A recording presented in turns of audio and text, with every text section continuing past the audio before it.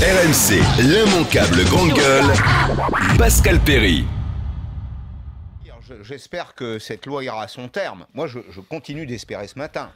Peut-être que je suis le dernier.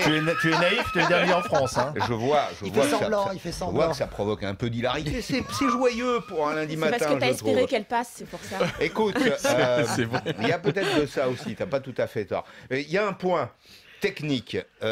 Si les conditions du licenciement économique sont claires, il n'y a aucune raison pour que les indemnités au prud'homme soient plafonnées. Ça veut dire quoi ?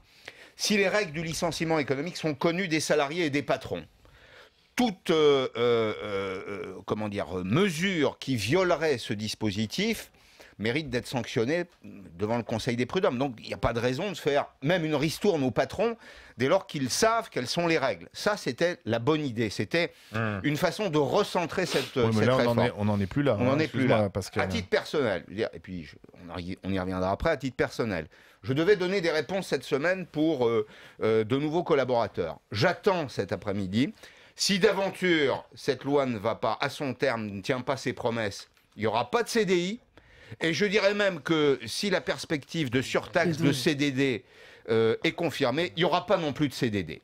Voilà comment on détruit des emplois. Donc toi, ça veut dire concrètement que tu voulais embaucher quelqu'un. Absolument. Et tu attendais un peu de souplesse avec cette loi. Oui, non, mais s'il n'y a pas cette loi, si tu vois pas effectivement des perspectives, un peu de souplesse, tu n'embauches pas en CDI. Non, parce que je suis pas masochiste. RMC, l'immanquable grande gueule.